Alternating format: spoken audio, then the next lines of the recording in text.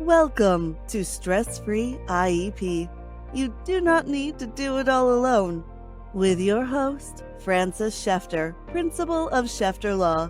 You can get more details and catch prior episodes at www.shefterlaw.com.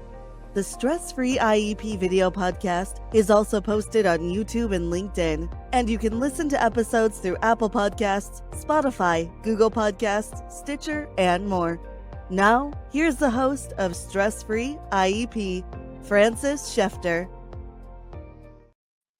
Hello, everyone, and welcome to the show.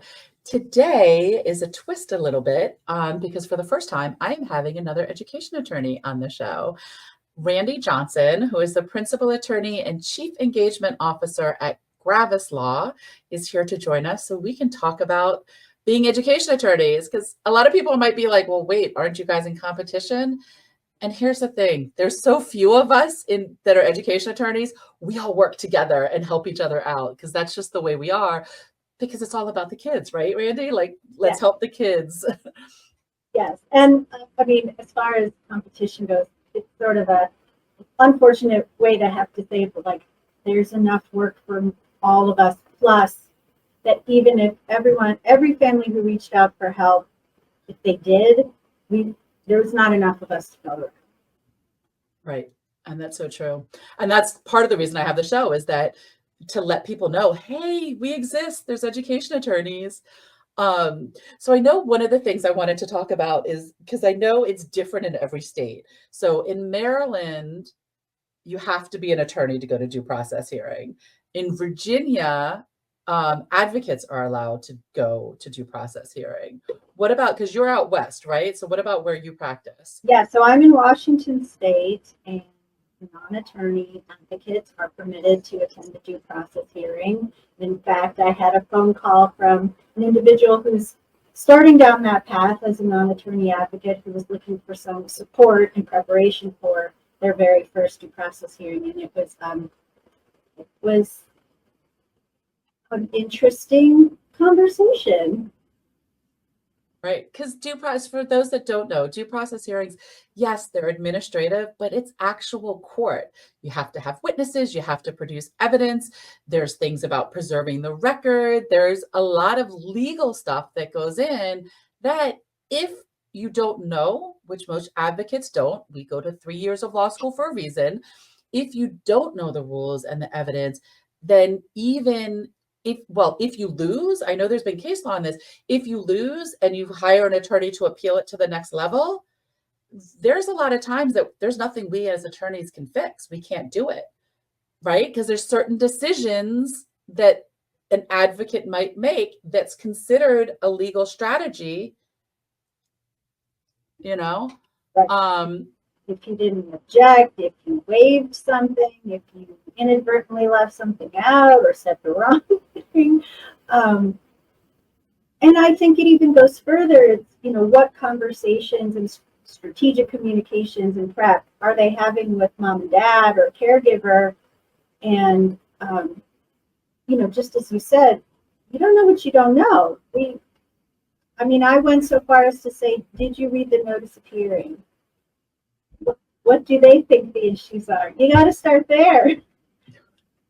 And, Right. And then the next step was, well, what's a win for you? You can't just say your denial of IEP was enough. What are your issues? How do you lay them out? Where are they? What gives you the right to say that? And these are just things that, we sat in law school for 3 years to learn how to think in that way. And yes, when you show up as a new associate, we don't know a ton. We ask a lot of questions, but in law school, they taught me which questions to ask. Right. This gentleman, heart in the right place, but didn't even know how to frame questions to ask me for help. Wow. Yeah. And that's scary because that's, a lot of parents go out and they say they can't afford an attorney. And so they go with an advocate, but you get what you pay for, and that's the thing. And there's advocates that are great. I don't knock advocates at all. I love advocates. They definitely have a place, but your good advocates know it's time to bring in an attorney. right? Because just because you can doesn't mean you should. Yes, I think this particular case would be a challenge for even your experienced attorney. It's just a hard one. The school district is taking a very hard line. I'm not entirely sure why. I can only got 30 minutes in a phone call, but for a 3-year-old. Oh, geez. And so it's critical what happens in this case later this month or whenever it is. And I think it would take us time in preparation to make sure we were presenting everything we needed to present. So for someone to take it on as their first one, whether they're a new attorney in this or non-attorney advocate, it's a big one. It's a big one. I mean, it's, I'm thinking about, I just finished a 3-day hearing and, you take, I don't know about you, but a general rule of thumb is 2 hours of preparation for each hour of litigation.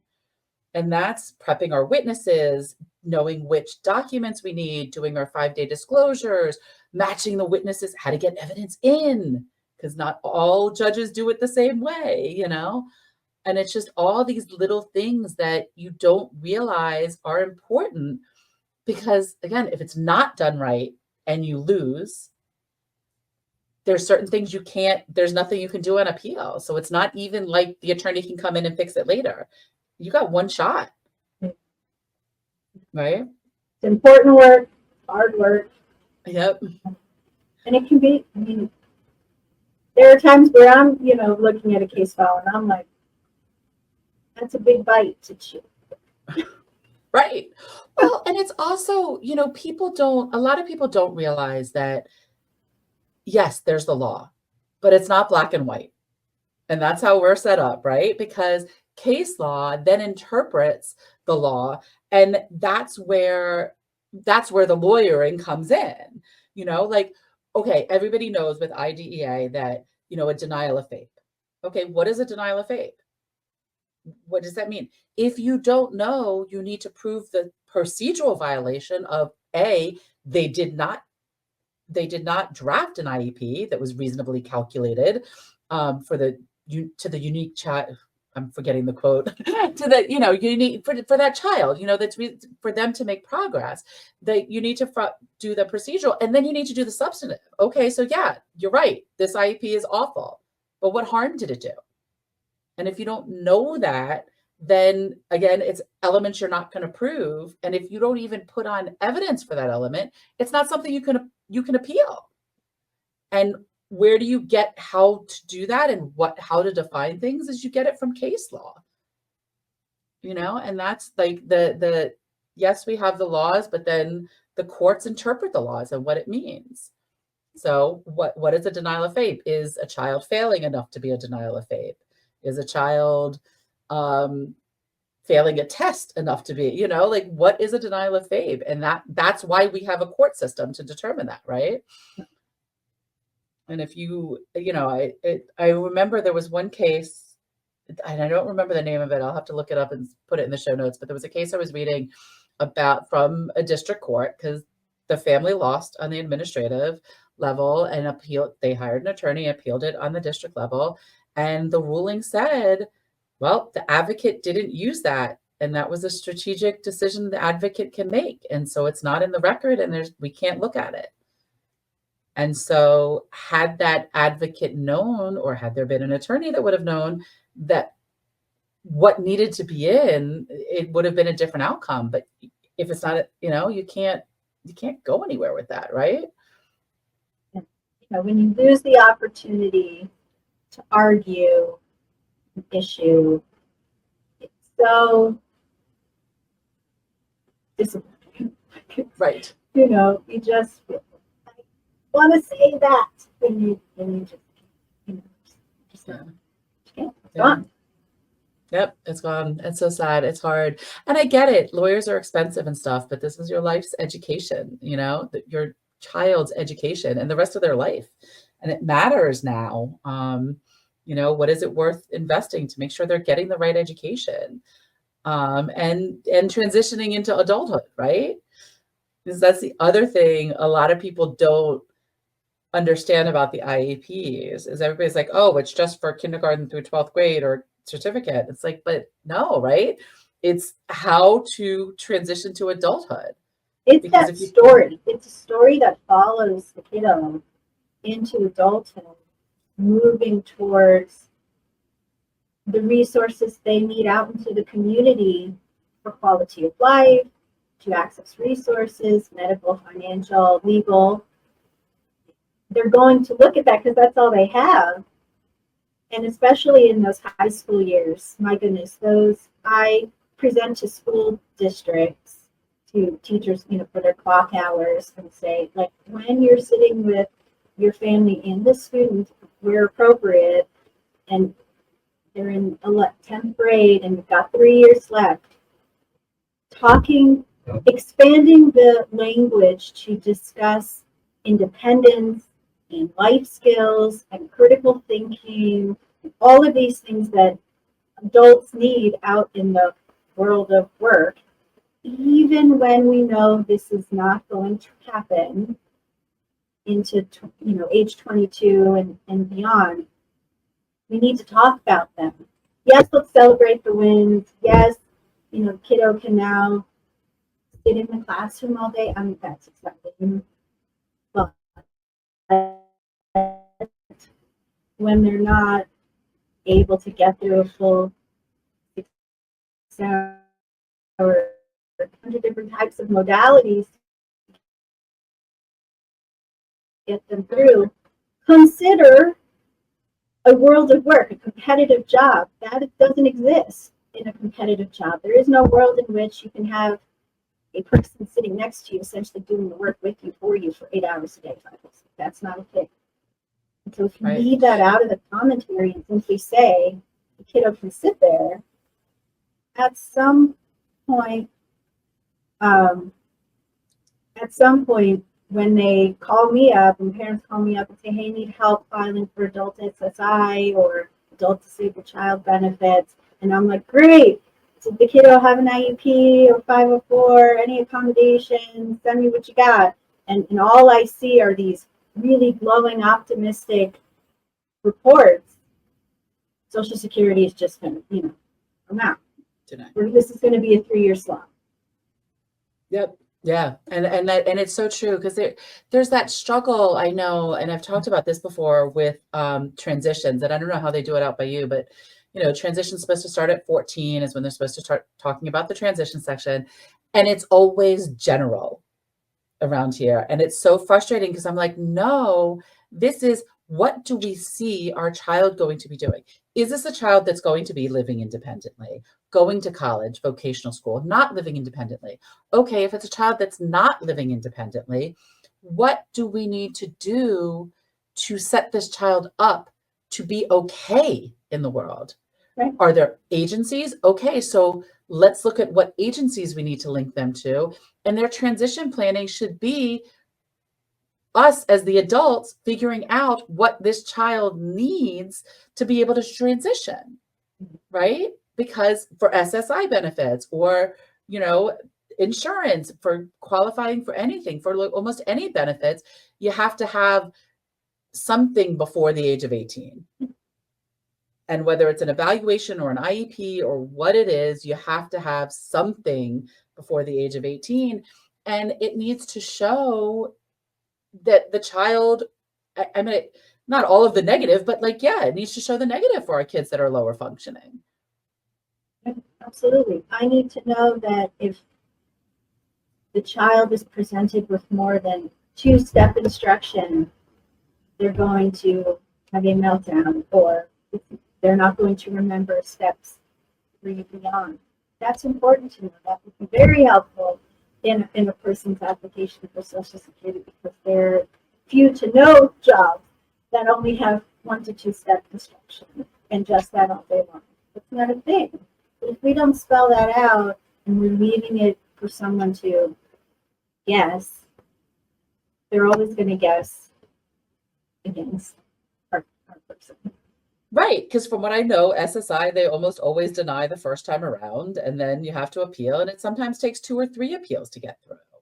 Right. And in that whole time, we've got a young adult now with nothing, no access to income. Maybe that state has some state level support, but usually they come with the condition that they apply for Social Security.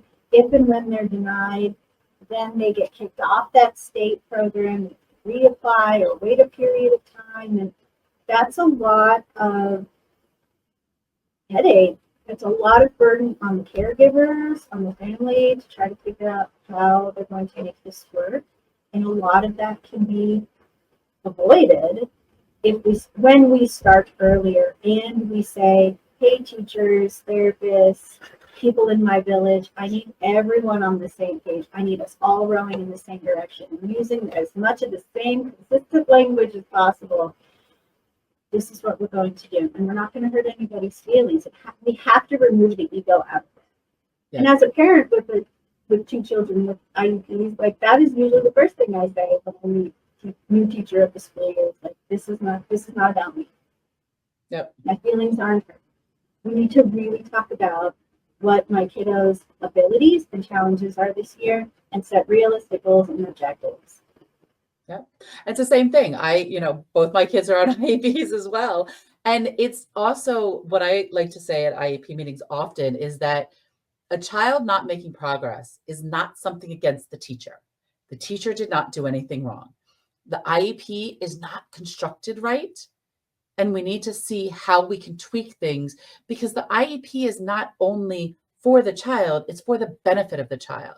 So it's to help the teacher be able to teach the child in the way the child can learn.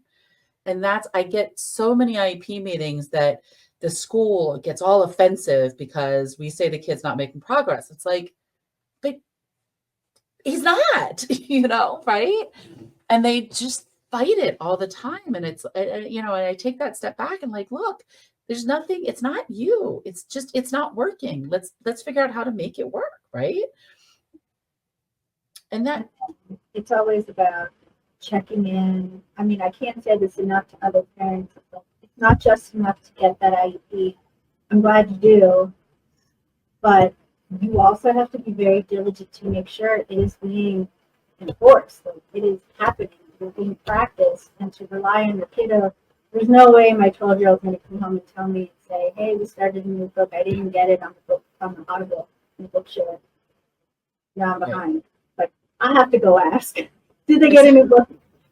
Was it downloaded on the tech for her? No? Okay. Well, that's why she's behind. Right. Exactly. No, and it happens all the time. I had that with my child also one time. It's, the teacher said, I don't understand. She just goes from 0 to 60. Well, a little bit later, I'm like, yeah, that's her disability. But a little bit later, I found out that she wasn't letting my child use her Flash Pass to go to her safe person. Well, that's my child trying to self-regulate. Like, there's a reason it's there. If you don't want her to hit 0 to 60, that's a whole nother argument. But, if you don't want her to just flip like that, let her self-regulate, because that's more important than any lesson, right? Like, the whole purpose of the IEP is to make things less stress. Like, that's the whole point, is to say, look, we're all on the same page. We all agree that with these modifications and accommodations, my kiddo can access what you're trying to provide in the curriculum a little easier. That doesn't mean she's going to now be on grade level. And I think there's a disconnect there. Like, it doesn't, maybe it does for some kiddos, but that's not a given. It simply means she can receive that information in a way that's meaningful to her. Right, exactly. And then to reach their full potential. We all know the Supreme Court case, like, they don't have to provide the Cadillac, as Chevrolet will do, but a Chevrolet still needs to be meeting potential and a lofty enough goal that they're actually doing something. Like, learning the first 3 letters of the alphabet in a school year is not acceptable.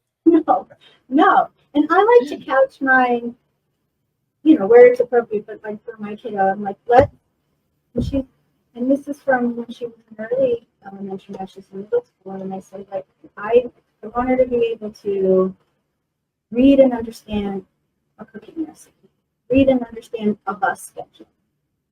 read and understand how to buy clothes at a store and receive the correct change back. And that's how we're going to maintain my kiddos' safety and quality of life in their life. You can still teach math skills, you can still teach reading through this filter. Right. Make it relevant to their life and what they're going to be able to use. Because that's one of the things, I don't know if they do it around there, but like here in Maryland, it's the Common Core standards, and DC does it also. But they're told that all goals have to relate back to a Common Core standard. And so a lot of times they'll put these addition things, subtraction things, because that's what the Common Core standard does. But that's not what it means. It means relate back, meaning that it's meeting the standard of where that child is and what that child can do. And so, especially our kids on alternative learning outcomes, they're not going to learn multiplication or that level. But what do they need to know? How to look at an item at the store and say, okay, if a banana is 15 cents, how much is 5 bananas? So, and that's still the skill in the Common Core standard, but it's still applying it, right? But so, and that's where also the transition goals can come in is important, because again, what do they need to know that they're going to be able to realistically do to function in society? And so I want to go back to the SSI, because I know you do SSI also.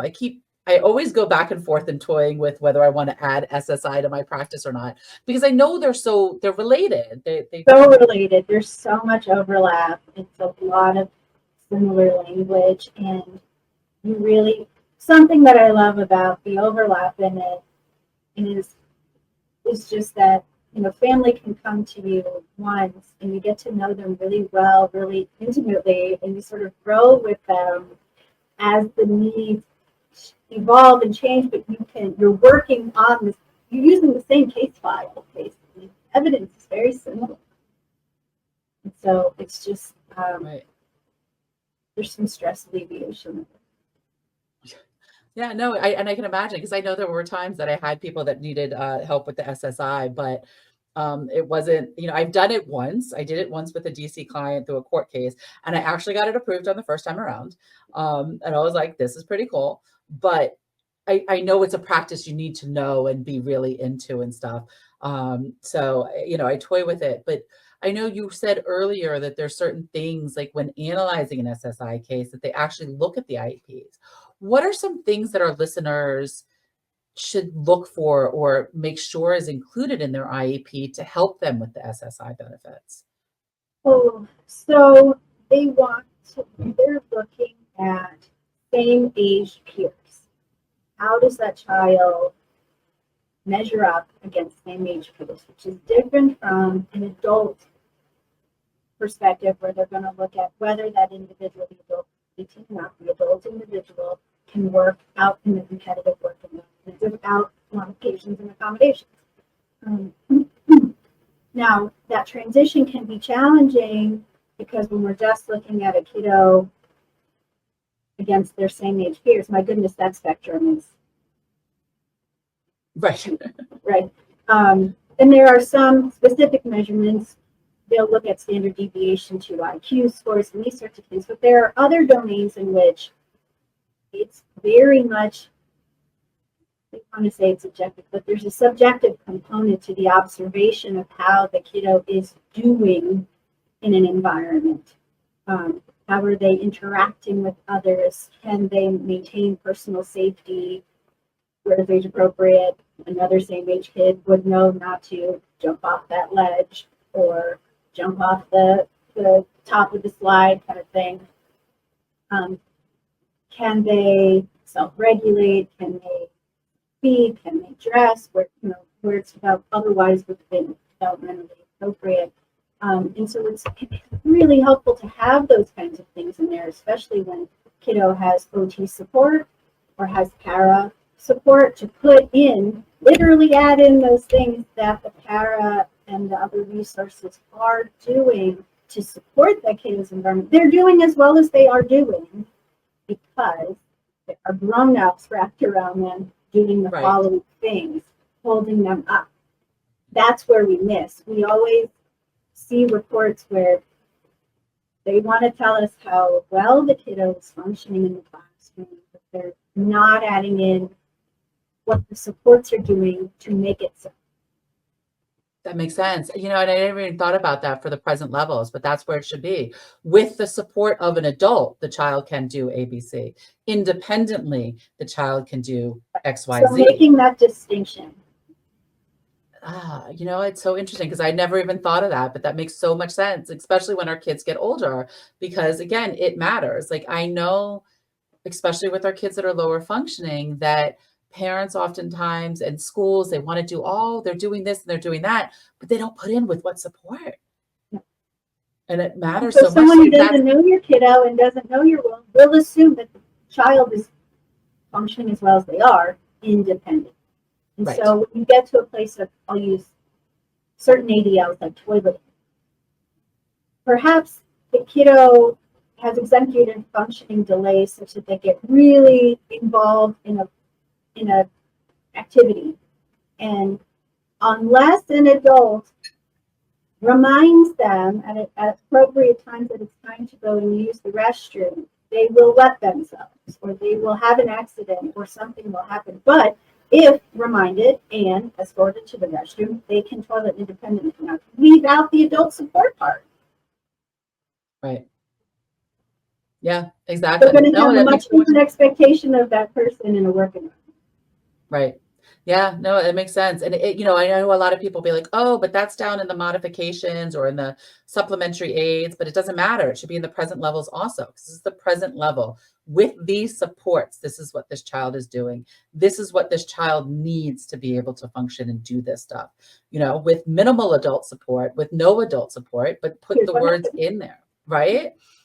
It makes so much sense. Never even thought of that. And that goes like with us with supplementary aids and services. Everybody does it so differently, but in Maryland, they have supplementary aids and services, and then they have, clarify location and manner. And Virginia does it slightly differently. They just do it all together as one, but I see all the time across all settings. What does that mean? Right? Clarify location and manner. That's another thing that I'm sure they look at for SSI is that, what does this mean? They need additional adult support. Well, that's on there. What they say at recess. What are they doing? Right, exactly. At transition time. Why? What are they doing? Are they literally escorting the child? Is this a child? Let's get specific in there about what exactly is the additional adult support doing. What is the teacher prompting? Is that, and I say this all the time, is that it needs to be detailed. How often is the teacher prompting? What is the teacher doing? Is this in every 5 minutes? Is this in every 20 minutes? No, I'm not saying on a set schedule, but you can say approximately 4 times and in 1 hour but put that specific so that they know, people know. I always say either the stranger test. Well, I say the stranger test, but I also say if we were all to win the lottery tomorrow and be like, peace out, we're going to Jamaica. Can the next team pick up this IEP and implement it, know exactly what you're doing in the classroom, right? And that's what I say. I say, look, teacher, I know you're doing it. You are doing all this stuff. Let's get out of what you are doing. Let's pull it out of, how do you do this? What do you do? That's what gets put in the IEP. You're already doing it. I'm not trying to make you to do something more. I'm just trying to get what you're already doing onto the paper. Yeah, it's not there. I struggle to understand why that's not there. I think maybe it's just that we're going at the speed of light. Like there's no time to slow down. We always think that we don't have enough time to fill it out. When we sit down and just have the regular IEP, the triennial eval or whatever it is, and they just want to just check it off and be done in the 30 minutes before school starts and just have it done in this box. Okay, well, your kiddo doesn't exist in a box. And sometimes these conversations require more than 30 minutes to get done. They only give you 30 minutes. They're a little bit better. They do 45 minutes or an hour usually.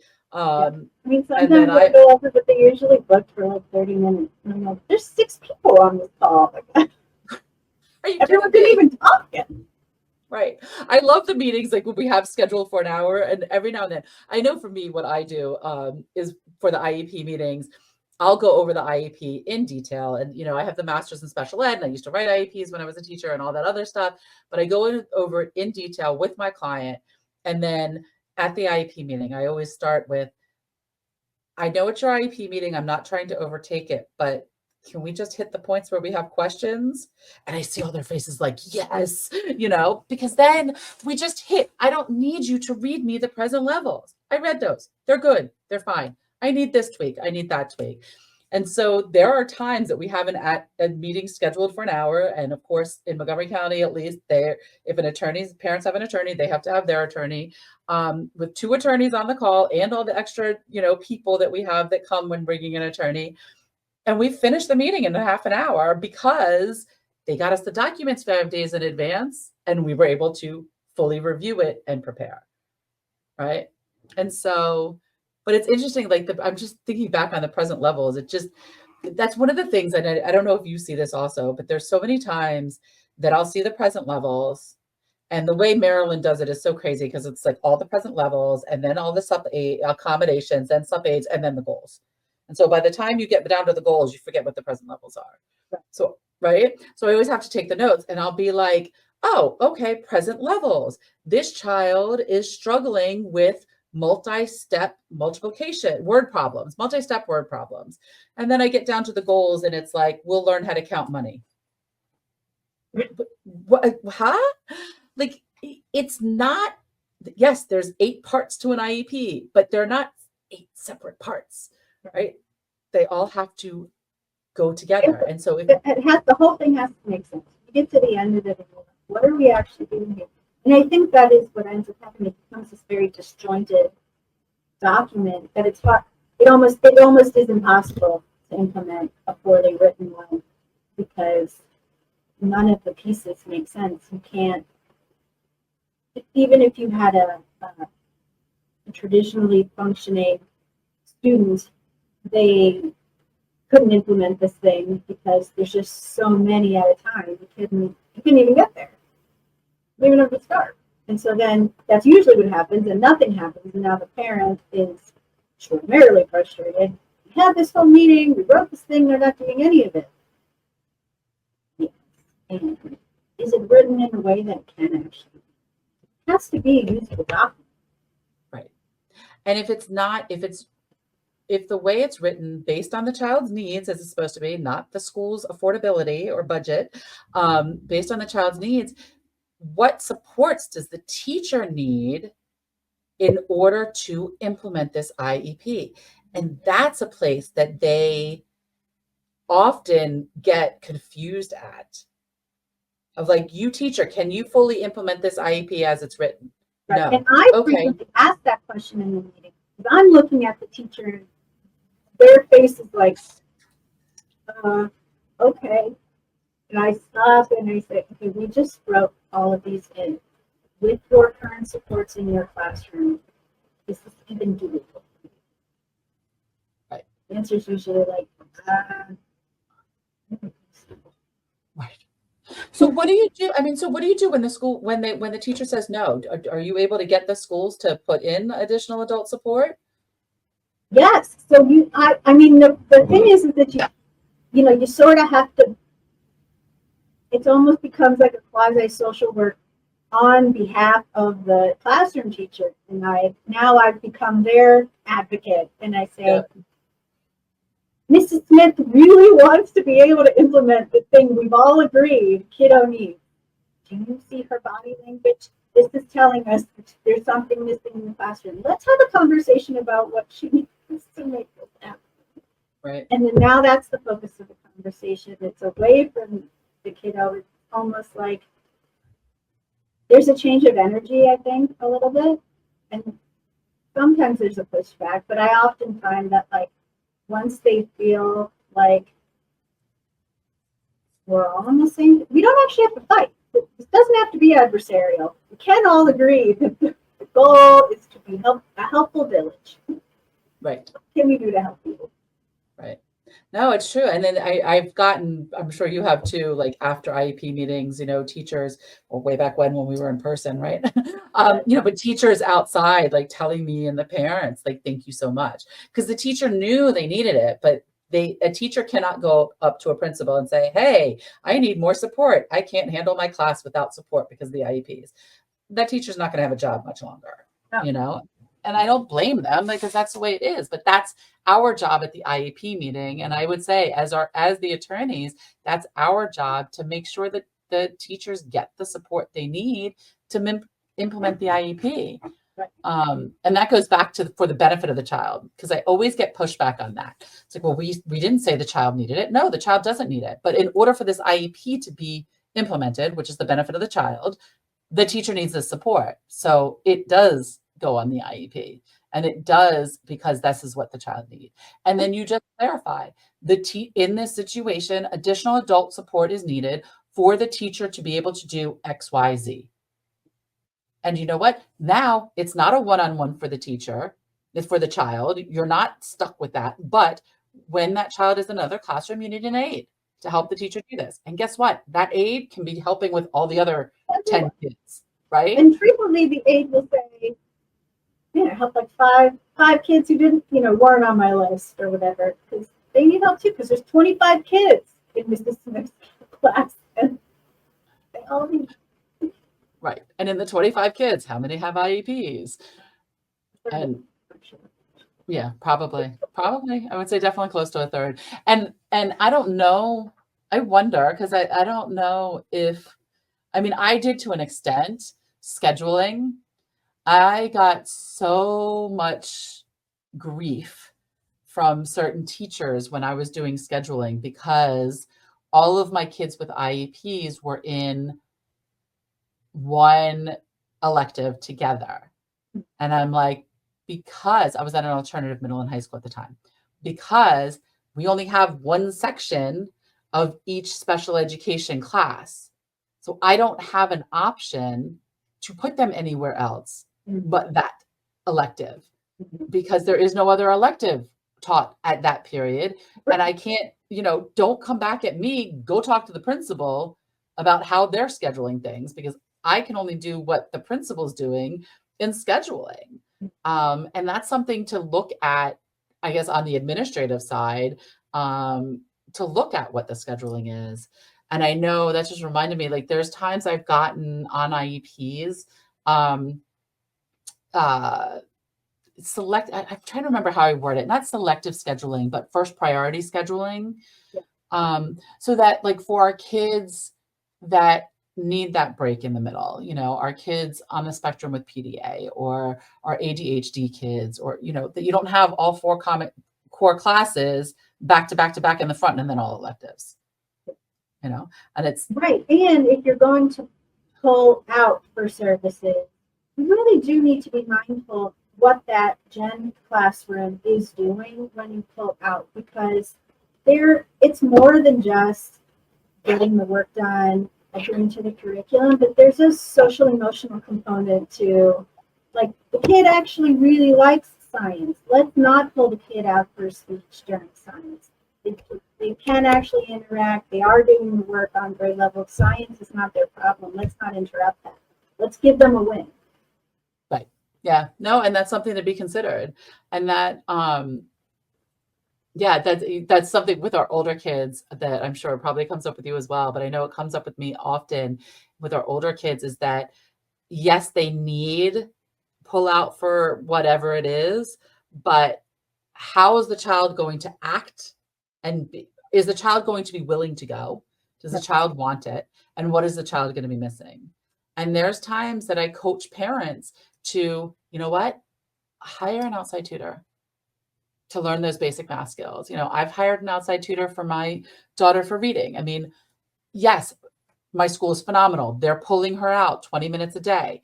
She needs more than that to catch up to where she needs to be, but she can't miss more than that in the classroom, right? And so that's that balance of, what does your child need? The school can only provide what the school can do, and they only have a certain amount of hours. And legally, yes, do they need to provide this? Yes, they do. But at the expense of what?